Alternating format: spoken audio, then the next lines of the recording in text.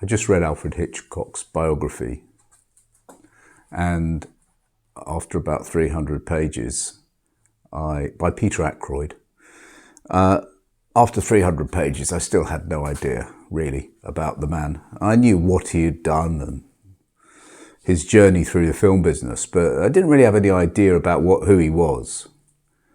Maybe it was because he, in himself, there wasn't much character there. I mean, he was a great filmmaker, and he really knew the nuts and bolts of cinema. But I wonder whether, in many ways, that was the extent of his skill, really.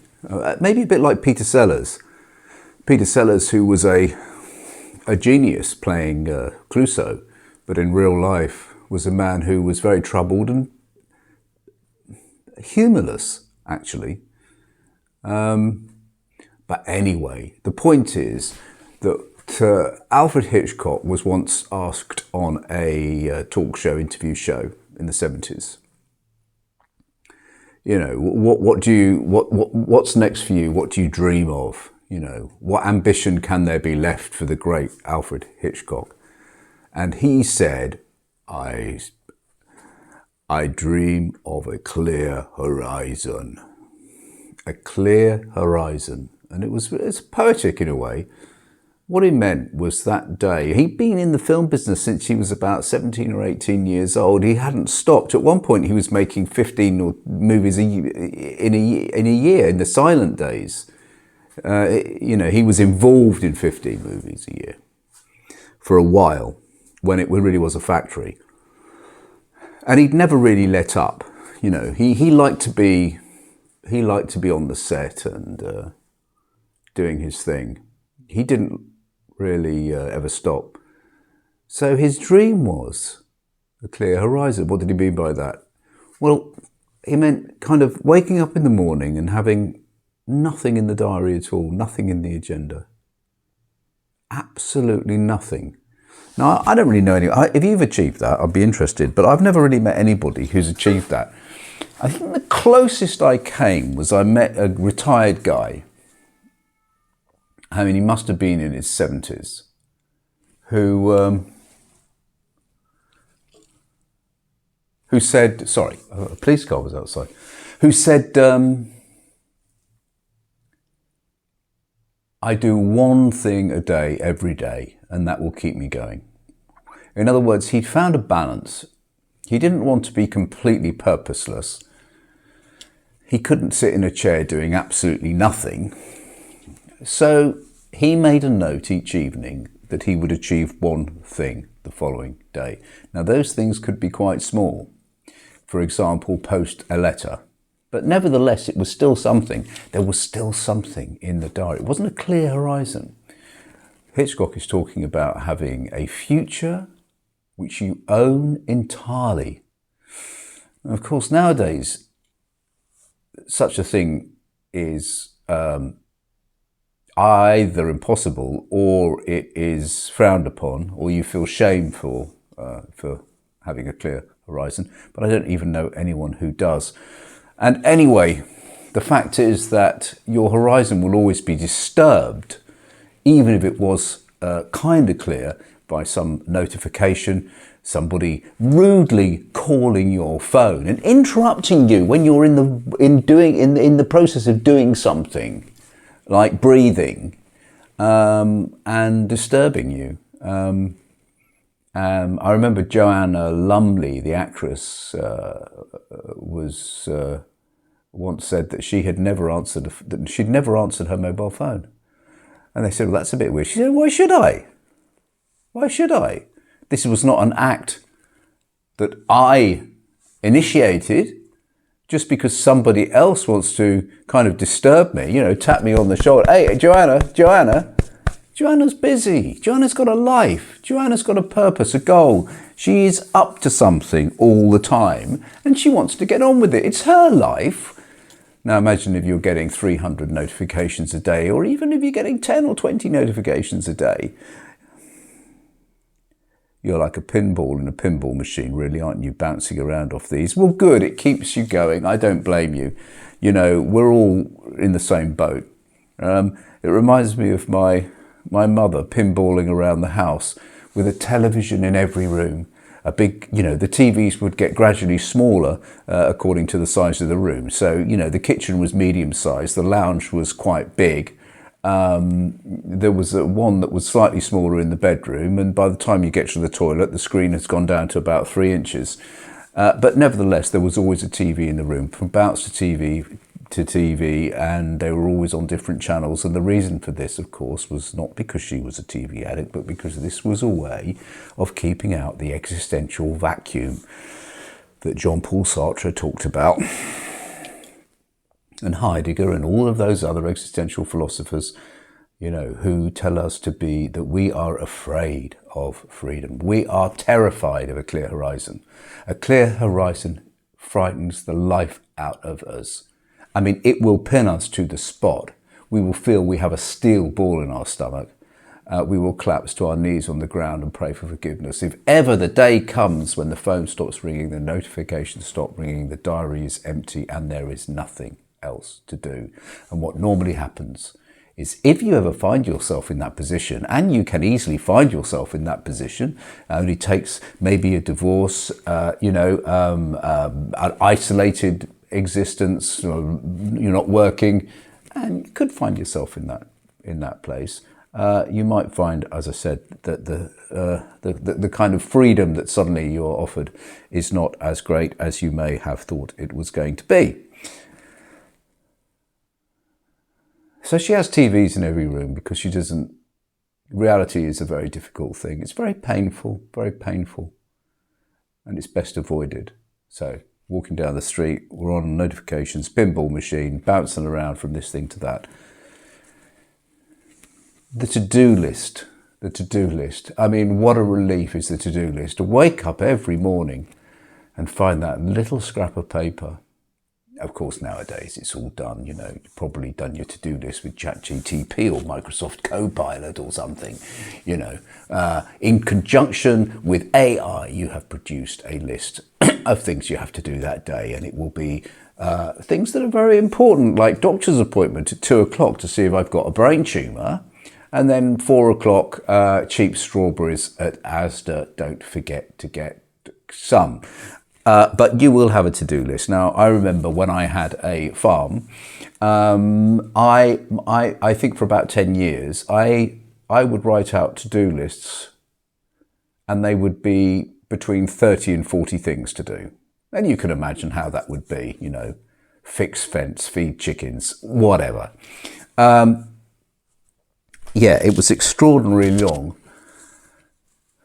I don't know whether I kind of dealt with it okay. I think that's because, I was outdoors, I was in Wellington boots and wandering around, and I kind of felt it was all kind of meaningful stuff as well, because a lot of those things you could tick off quite quickly. And, at the end of the day, you wouldn't do all 36 things. It was a list that went on and on forever. You'd add extra and then you'd tick off some. It went on for 10 years. It never went down.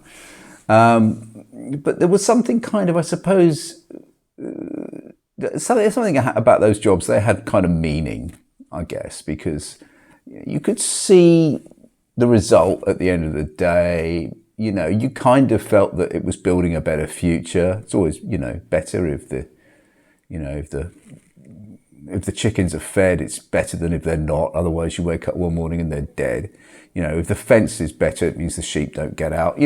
So it kind of felt meaningful. But, now I actually live in a city now, and my to-do list has reduced substantially. The question is, what would we do without those to-do lists? They're so comforting, aren't they? When you wake up in the morning, you reach for your to-do list, it's got 5 or 6 things on there. It's a framework for the day, isn't it? Even if you work, you probably have a to-do list. You'd think that doing 8 hours of work a day would be enough. Just work, don't work.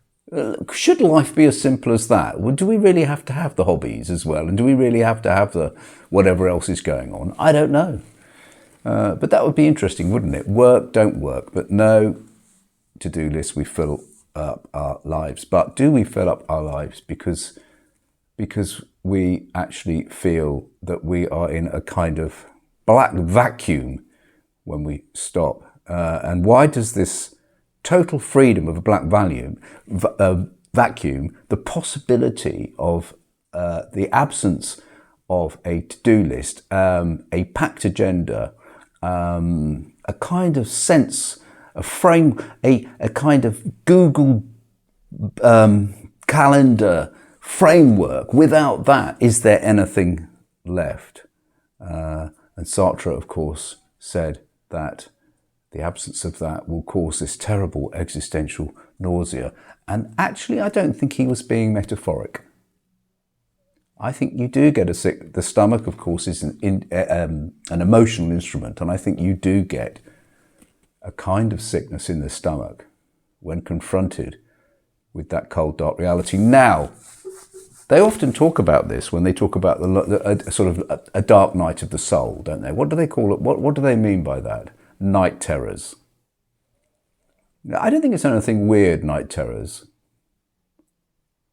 You wake up, it's 3 o'clock in the morning. It doesn't matter who's in the room, if your wife's there or your husband or your boyfriend, whatever.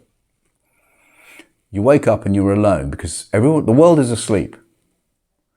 You're the only one on earth. You're just sitting there. It's black. It's totally silent.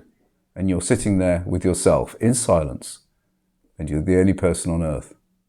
It's 3 o'clock in the morning, 4 o'clock in the morning. And they call it a night terror or a kind of dark moment of the soul. Whereas really, you're just experiencing suddenly the reality of your existence. The sun isn't shining. People aren't walking by. People aren't driving by. The phone isn't going off. The TV isn't in the background. You haven't got, you're not on your errands doing your, ticking off your to-do list. You are not involved in domestic chores. Radio in the background. Your favourite song comes on, and then the phone rings. And then you get another like on your Instagram. Whatever. No, it's very different and it's terrifying. Terrifying. But there are many religions, Buddhism, Zen, for example, which encourages the sort of, being in the moment, being stillness in the moment. And also the sort of Taoist ideas about just being open, letting life unfold to you rather than charging through it. So how do we look at those ideas? Well, I think basically what they're saying is that yes, this is interesting. If you want to face and confront the reality of your existence, then there is a way. But it requires discipline. It's not easy, and I think most people think that it's easy to unplug everything and just sit quietly with yourself. It's not easy. It's probably the hardest thing you'll ever do, actually. I'm not being funny about that. I really do think it is. We don't really like unstructured time. This reminds me of the days of the Filofax. Now, anyone who doesn't remember the Filofax, which came before the mobile phone, of course, and before the internet, and pretty much before everything, the Filofax was a very peculiar thing. It was basically an agenda. It was a diary. They call it an agenda or a calendar diary that you kept in your pocket, and the whole thing was kind of modular. And so you could buy different types of paper to go inside the leather sleeve. It could be leather, it could just be plastic if it was a very cheap one. Graph paper and all sorts of little tools could go in there as well. And it was this thing you carried with you in two sizes. You could either have small or large. And it was an absolute phenomenon. Think of it like the mobile phone today. I mean, it was everywhere. You couldn't go into a shop, be it Ryman's or be it W. Smith's or any of the other major retailers, without coming across a kind of entire aisle full of Filofaxes and their supplementary papers that go inside. And so this literally was kind of, as I said, there was a hysteria around these things.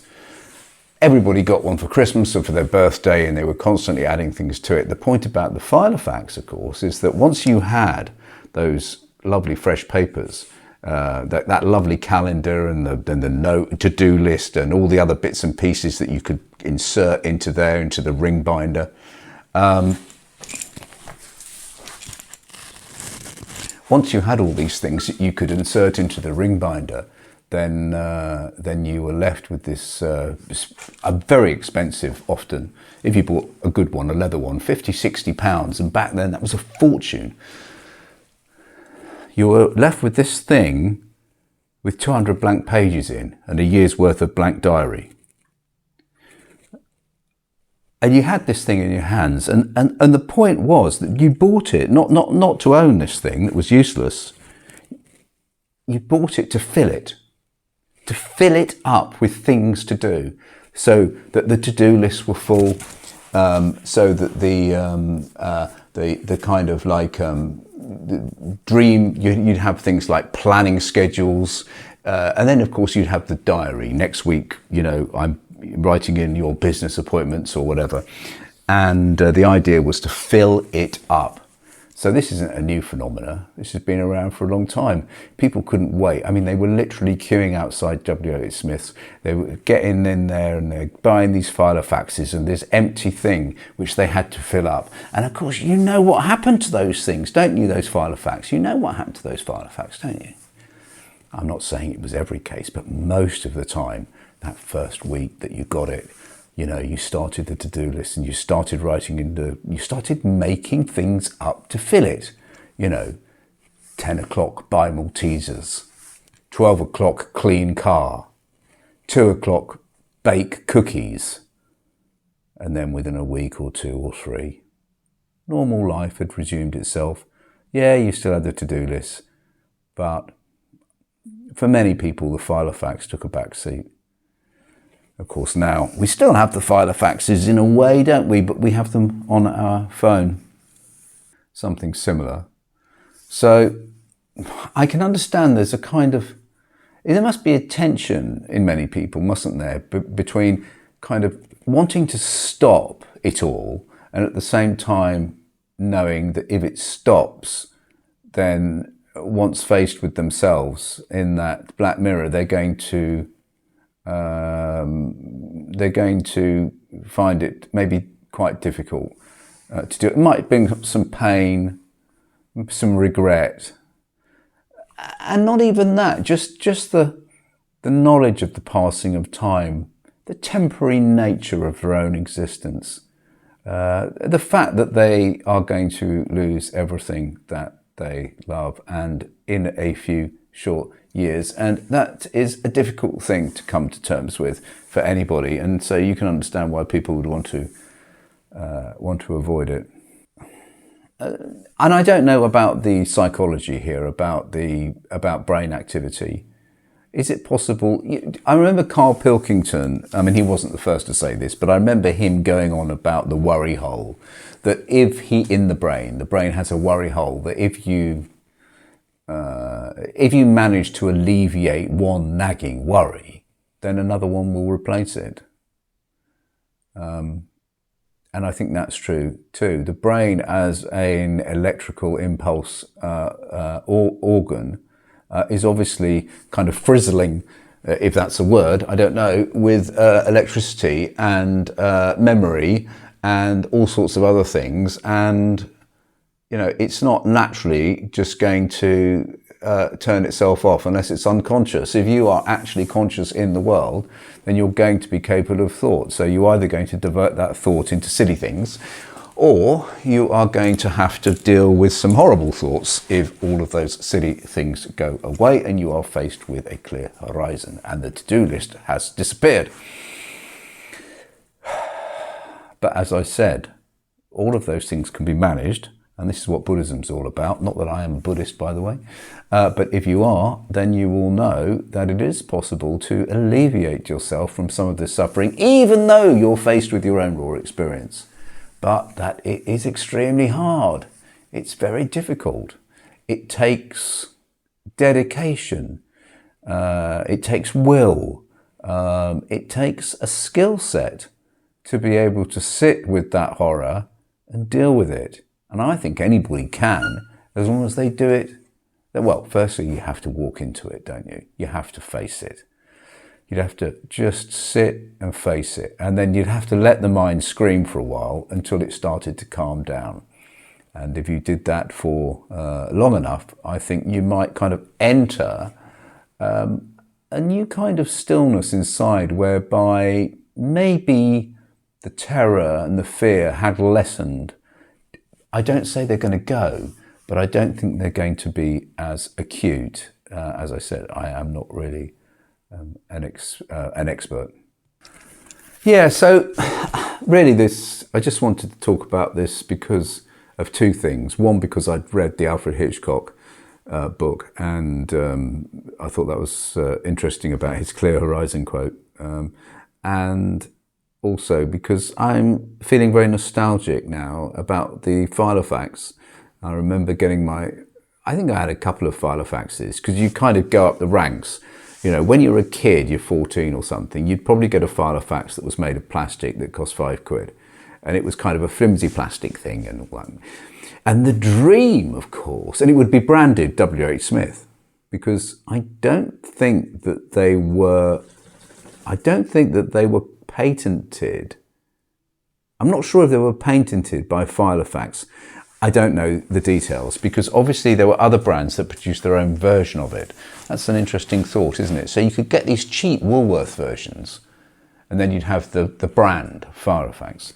And either they weren't patented, or they were patented in a certain way, which meant that others could replicate to some extent, or the W.H. Smiths and the Woolworth and the Ryman Filofaxes were, well, you can't really call them Filofaxes, but you know what they call them, organisers, personal organisers. Maybe they were licensed, I'm not sure.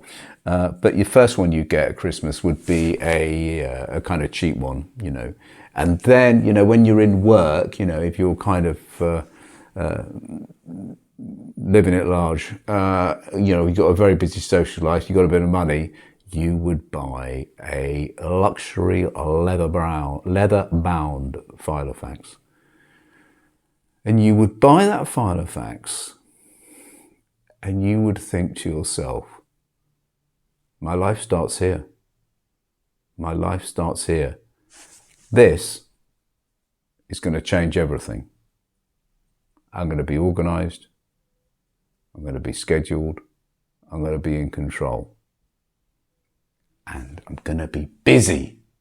That was the point. I'm going to be busy. Whereas,